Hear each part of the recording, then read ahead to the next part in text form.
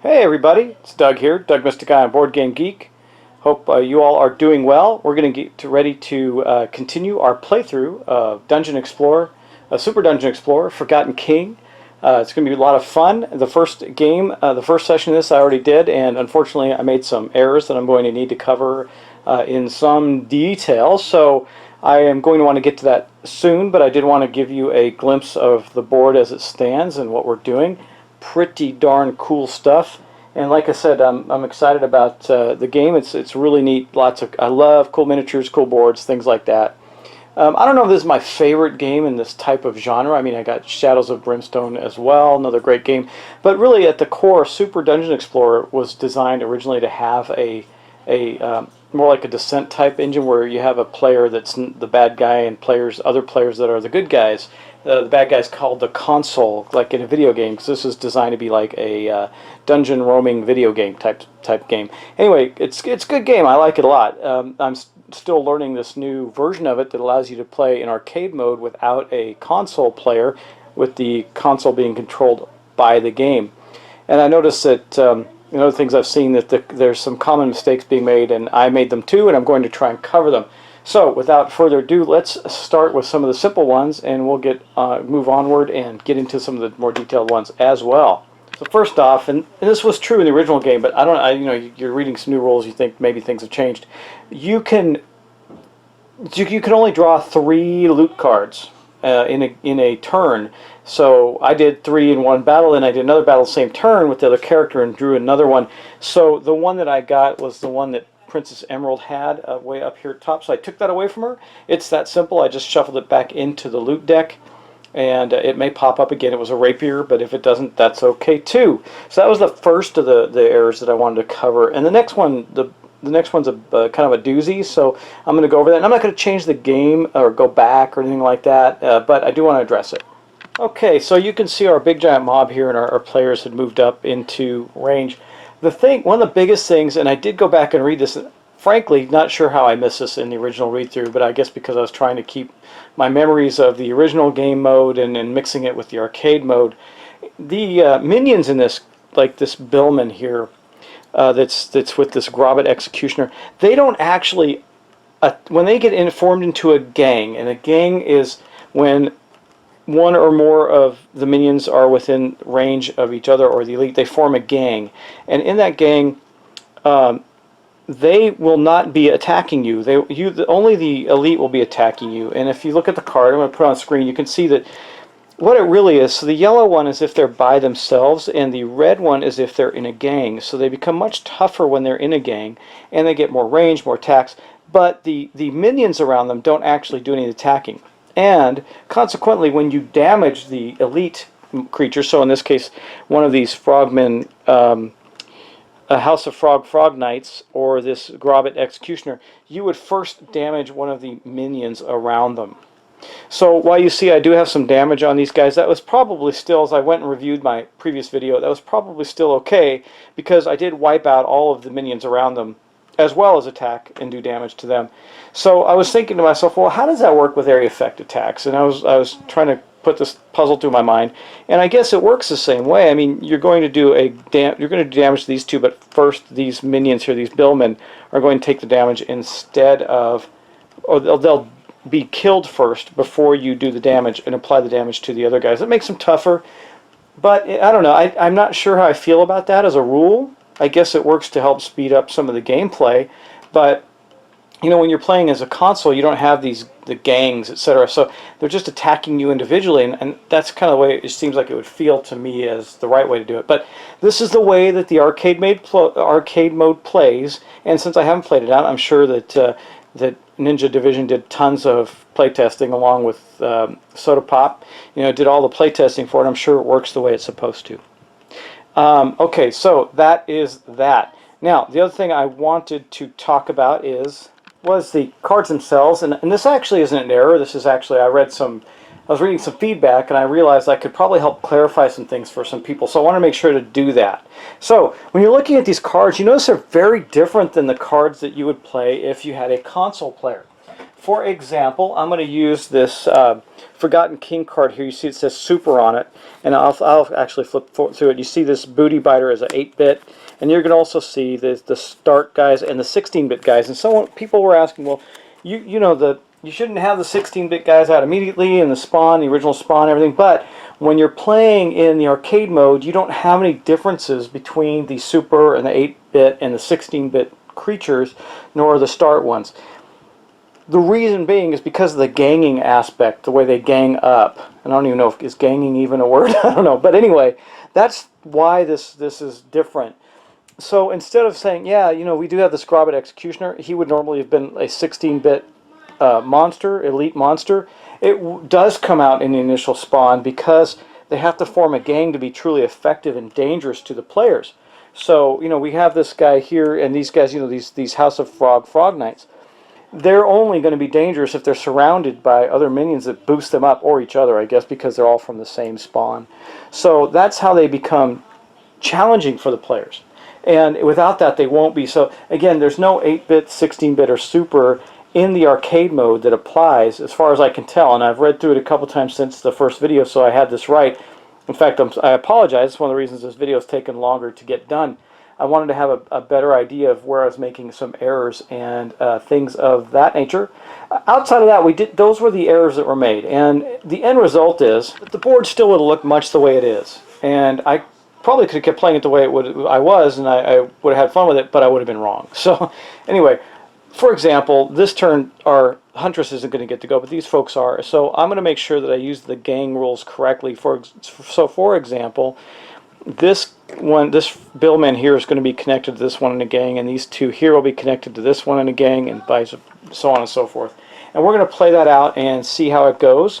And this was the card that we had, the console card for last turn, and I did explain some of that in the last session. So that being said, I think it's time to get rolling. I think I've done enough corrections and explanations. I hope you agree and that helped you. So we're just going to get rolling right into it. Now, remember, in a player's turn, you only get to activate 2 characters. So we activated our Questing Knight and our Thunderveil Huntress in the first turn, and now this time we're going to be activating Princess Emerald and the Royal Warden. And I think that's great. When you have 4 characters, you get 2 activations, or you activate 2 at a time each turn. It seems like it would be awkward if there were 3. Might be a little tougher to play out. And I don't know, it seems to me, so one of the challenges I see with that, and I get why they do it, but one of the challenges I see there is that if you're playing 4 players, you're going to have 2 players that are sitting there and watching a whole turn go by without doing anything. That's kind of frustrating. So I'm not sure how I feel about that. I mean, in this case, I'm playing by myself with it, so having that happen doesn't seem like a big deal. But let's get on to it and get our turns going. Alright, so let's get on with our turn. First up, I think we're going to take care of the Royal Warden. Now, the way Wrath works, so, as if you recall last turn, our Questing Knight and our Huntress did gain some Wrath. Our Questing Knight actually gained a bunch. He gained 4, and our Huntress gained 1. So I think what we're going to do, now how Wrath works is there's twice as much Wrath as there is players. So in this case we have 4 players, so there's going to be 8 Wrath. And once they're all distributed, you can start to take them from the other players to build up Wrath on other players. But in the meantime, for instance, the Questing Knight who has the most is definitely going to be attacked by him, even though the Knight does not get to take an action. So I've been debating on whether or not I have the Royal Warden help him out, maybe try and kill the executioners, the Grobbit Executioner and the Billman there, or have them all go, have both the Princess and the Warden go over to help our Thunderveil Huntress, who's not feeling wonderful. She's got a couple of wounds on her, so That's not a good thing. Anyway, I'm thinking that I'm really having a debate on this, but I do believe that I'm going, since the questing knight has good armor and he hasn't taken a lot of damage, I think we're going to go help the huntress. So I might as well get the Emerald Princess going first. Now, she has a move of 6 and she's got 3 actions. We don't need to get her too close. She's got great range on her abilities. So I think that what we're going to do is we're just going to move her, and she's got her stinging shot. She's also got her scope, which will put a status effect on something. What is the status effect? Let me see. It's got a skull in it. As you can see, it says Bane. Model suffering Bane discards the highest result rolled any time to make it makes a defense roll. Okay. Arcade mode, a monster suffering Bane reduces its armor by 1. So we could do that. Costs 1. It's a support ability, the scope.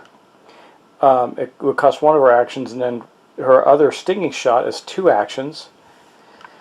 So, and that does +1 to Dex. It gives her a red dice to Dexterity, which means she'd have 2 blue, 2 red on that shot, and it has a range of 8. And it also does a status effect, as you can see, which is Ice.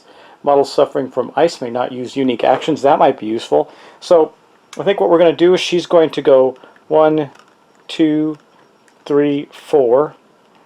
She'll just hang right there because that gives her line of sight into both of those guys right there.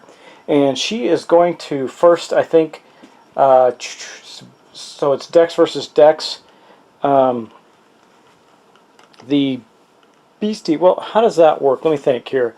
So, okay, they don't have a Dex stat. They have a Strength and a Range stat. I want to do the Scope ability, which means we'd have to roll some dice, but let me think about that. Okay, so she's definitely going to use her Scope first, and we're going to target this Frog Knight right there. So what that does is it gives her a Dex versus Dex roll. Now in arcade mode, everything is based on all defensive rolls are based on armor. So when we're targeting the Frog Knight, we're looking at a defense of 2, and so she has to get 2 stars using her Dexterity stat with no bonus. Just her Dexterity stat was just 2 blue dice and 1 red dice. So we are going to get the dice bowl out. We're going to roll that. I got the dice right here. So 2 blue and 1 red, and let's see what we get. Well, she got 3 stars, so she succeeded. That puts a target, a target like so on this Frog Knight right here. So she scoped him out. You understand that what that means? That reduces his ability to defend himself by 1. So now his armor is only 1. And then she is going to use her second and third action, as you can see, to use her stinging shot. Now that gives her +1 Dexterity. So she's going to be rolling 2 blue dice and 2 red dice for that. As you can see, her Dex stat's 2 blue and 1 red, but she gets a 1 red bonus for the stinging shot. So let's roll that. And what'd she get? Well, she got a potion, but she's already got one. And she got 3, 4, 5, 6 stars. I would say that overcomes an armor of 1. So she definitely hit the Frog Knight.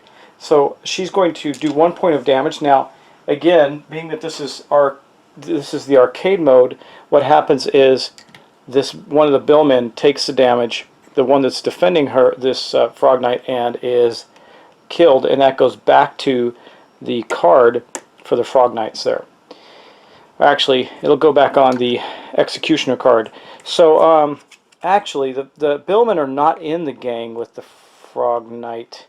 So, on the Frog Knights, the only ones that are in the gang are the 2 Frog Knights.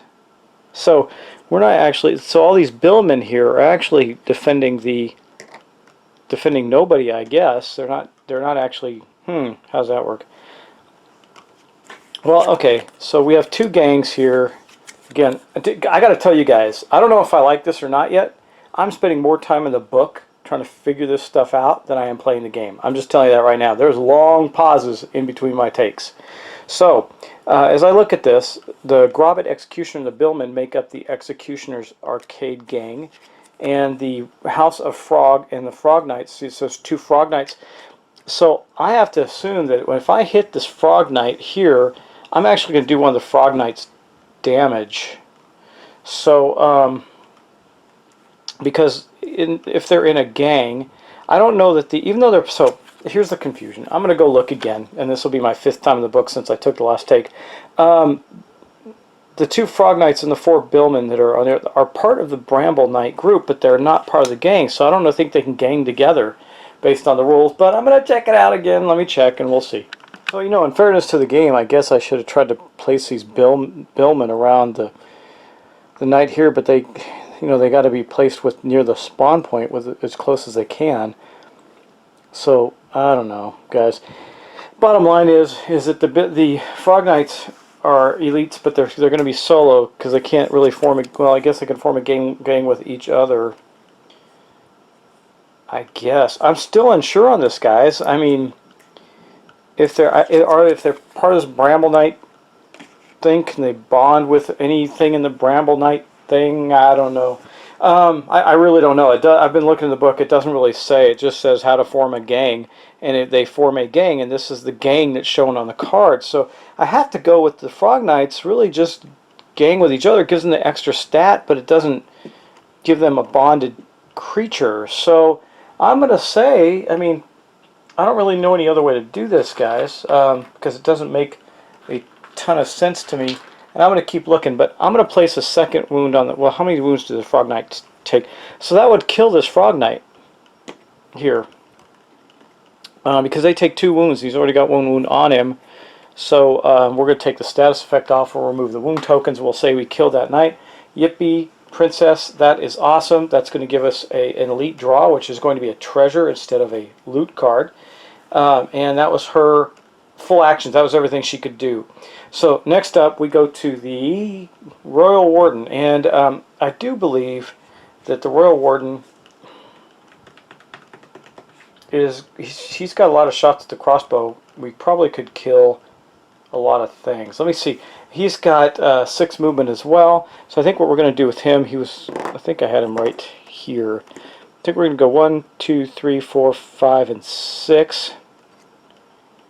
Boom, and I got to check line of sight. I don't know if the Huntress blocks his line of sight or not.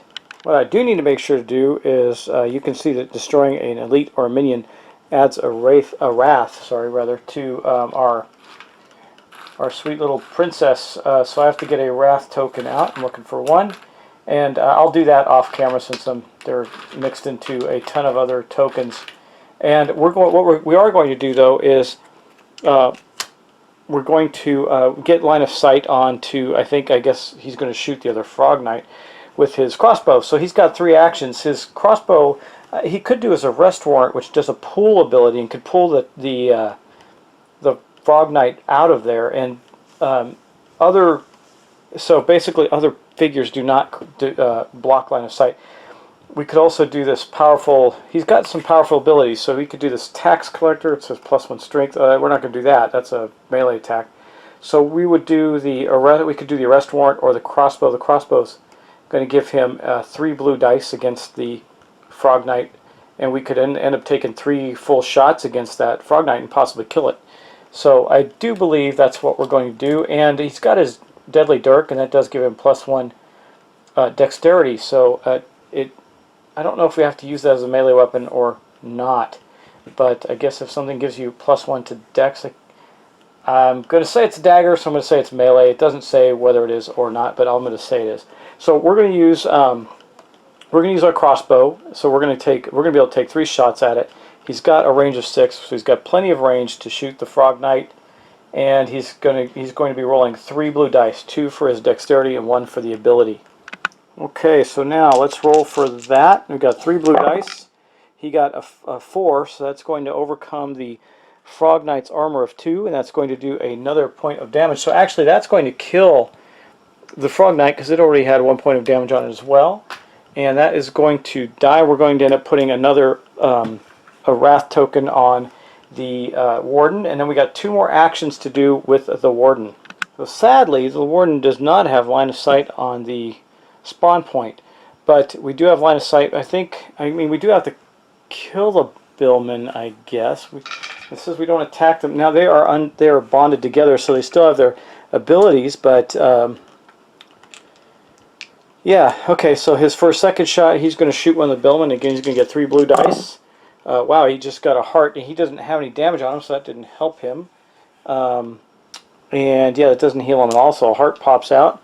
I don't know if does that have to, well, Yeah, and then for his third shot, he's going to take a shot at another Billman, of which he gets, well, he got 3, which I think overcomes the Billman's armor of 2, yeah. And the Billman only have a defense of 1, so this one will be kaput and dead. So we did kill one of the Billmen there, and it popped another heart, but that's not going to matter because he's not wounded. And that basically is going to wrap up the main turn of the heroes, except that we do need to give the Royal Warden another Wrath token. So our knight, our questing knight, has 3.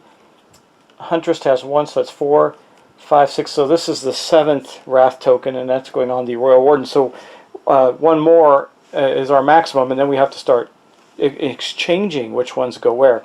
But that said, we are done with our player's phase. So now we have to do our power-up. I believe that's what's next. So yes, we're going to draw equipment. We killed basically 1 elite and 2 elites and a minion, so we get to draw 1 card for each elite and minion. Loot card. So since it wasn't a mini boss, I thought it was treasure, but it's not. It's just loot. So let's draw our 3 cards. Okay, guys, here's our loot deck. And this goes into the backpack, by the way. So a steel sword for 1 strength. Not bad. That's probably going to go to our knight. A bent nail, which is still sharp. It has a status effect of some kind on it. That could also go with our knight if we wanted to, with +1 strength blue die. And then last but not least, a fizzy beverage, which gives +1 action. Wow, that's pretty nice. That could go on anybody. I mean, I don't know. I might put that on. If I put that on the Princess Emerald, she could get 2 attacks with her stinging shot. That's pretty effective. Anyway, that was our loot draw, but now we do get to power them up and attach these items to the characters. Okay, so first up we have our questing knight, and we are definitely giving the questing knight the steel sword. That will give him another blue die for strength to roll, which isn't bad. So we're going to put that right there. So we got the steel sword. Now remember, they line up with the crystal on the side. So right now he's got the granite pendant and the steel sword. That gives us the bent nail, which I can only imagine we're going to give that. Then we're going to give the bent nail to the Thundervale Huntress. That's going to give her +1 strength and the status effects of Hex. So that status effect, when the creature's hexed, it's kind of like the other one we had, except it impacts strength. So a hexed creature has its strength reduced in arcade mode by 1. So we're going to put that under there, and I'll do that in a second. And then the last one is the fizzy beverage, which is also blue. We're going to give that to the Emerald Princess. So let's get these squared away. Okay, there goes our Huntress with her bent nail. We got our questing knight with a steel sword, and the Emerald Princess way up at the top with the fuzzy beverage. And that basically is going to end the character's turns. Now we're going to go on to the turn of the console. So the first thing we have to do is determine activation. So let's go look at that. So the first thing we do is check for disturbed monsters. All of these are of course disturbed because the heroes are on the tile, and all of these are disturbed because the heroes are adjacent to the tile through an open door. So that is the first step that we take. The second step we take is then to determine whether or not there's or order of attack. So of course these elites would attack first, followed by see, and I don't understand that if you don't attack with the minions, then how does that work? I need to think about that as well, because it says, you know, determine the order of activation. Creeps, bosses, mini bosses. I guess, yeah, minions are way down the list, so elite and minions. Anyway, we'll think about that. I don't know. It's a little confusing to me, to be honest. I'm going to have to continue to research this. Hopefully some other videos will be posted, but we're going to do the best we can. So we got to determine our activation. So the next thing we do is we draw our card. Okay, here's our deck. Let's see what we get. We get Hardcore, Move, Unique, Fight, and Spawn. So everything we killed gets to come back. That kind of bites. But let's do that. So this is going to be Hardcore mode. So the first thing we do is Move. Well, the questing knight has the most, so these two are going to stay where they're at. I guess these ones will come around here, and just these two will surround or get right in the face, I guess, of the Huntress, even though they don't do anything yet. And then we got all this movement way up on top. Okay, so we got one. How many? Okay, they can move. The Frog Knights can move 8. Wow. So 1, 2, 3, 4, 5, 6, 7, and 8. I guess it would go this way because that's the closest route to the heroes. Then the Executioner gets to move 5, so he goes 1, 2, 3, 4, 5. He's right here. Frog Knight goes 1, 2, 3, 4, 5, 6, 7, and 8. Then all the Billmen, they can move 5, so they're going 1, 2, 3, 4, 5. 1, 2, 3, 4, 5. 1, 2, 3, 1, 2, 3, 4. So he can only move 4. He's not going to get anywhere, and that one will go right there. So they're kind of filing in to come after our heroes. So then we're going to use a unique ability. So with and this is kind of bad because I wasn't expecting this.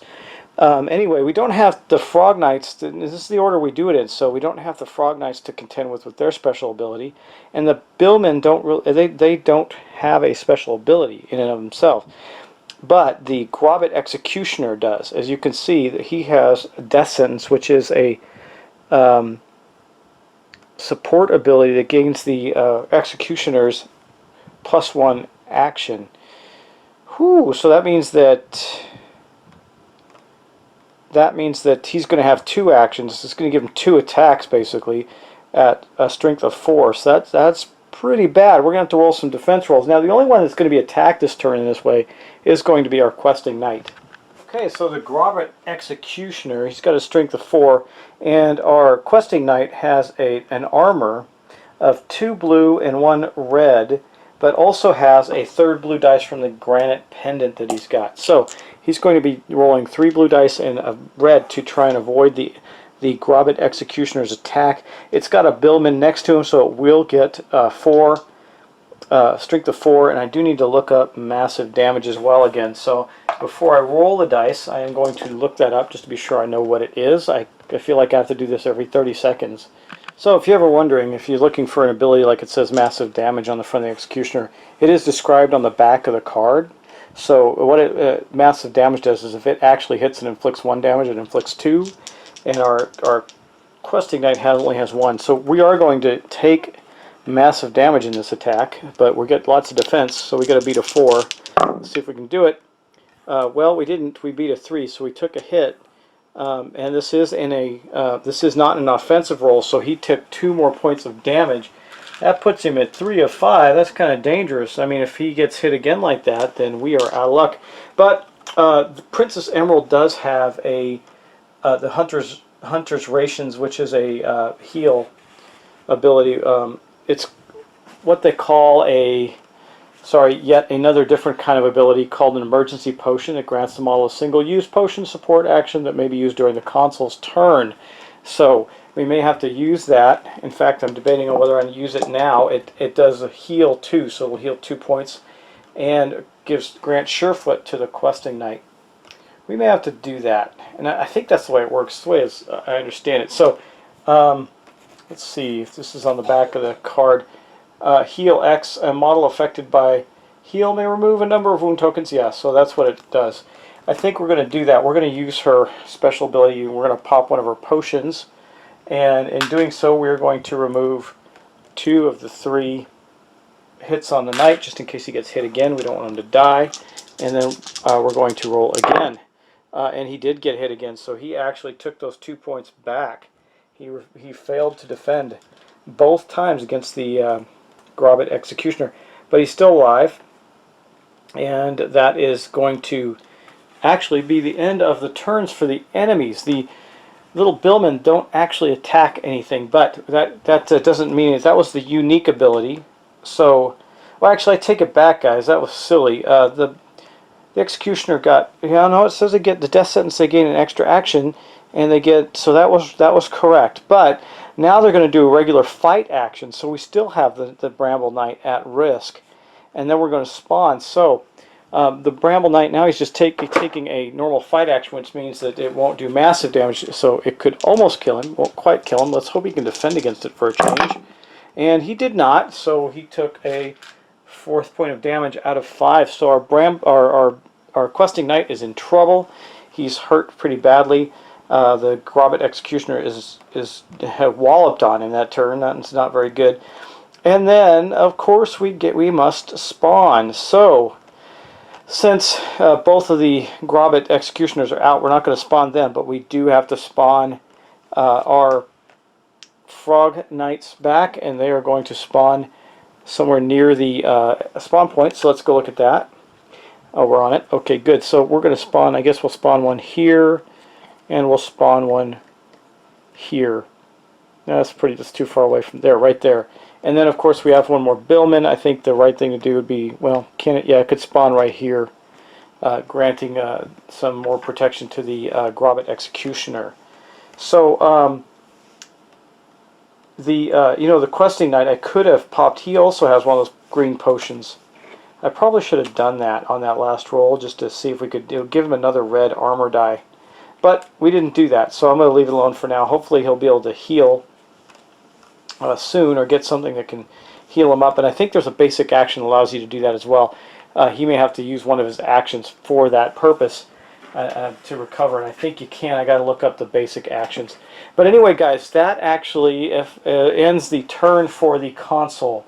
Let me just run through it. So we did, okay, upkeep, da-da-da-da-da. We didn't kill anything, so no. Okay, we did the command card. We did the commands, and that is it. So, okay, that's going to be it, guys. So we did actually wrap up this turn. Oh, and we spawned. We did all that stuff. So that is the ball of wax. So, guys, thanks for watching. Sorry that was a kind of slow. Well, maybe it doesn't feel slow to you because you weren't spending an hour looking through rules in between shots. Just to give you an idea, and you know, I'm a veteran gamer, and sometimes I do get rules wrong, but I typically get them in general. I have been filming this. It's now 10:30 almost at night. I've been working on this video since about 6. So I did take a break to go clear my head and come back to it and charge my battery on my camera back up a little bit. But that's a long time, guys. So I think if you're going to sit down and play this arcade mode, it would be great. I think it would be wise of you to have had a couple of people reading through the rules on this and making sure they get it, and also get where to find things. So, guys, we're going to leave it at that. That is going to be the end of the turn. We have completed the monster's turn. We have divvied up the loot, and we will get back to the action next turn. So thanks for watching, guys. I appreciate it, and I will talk to you next time.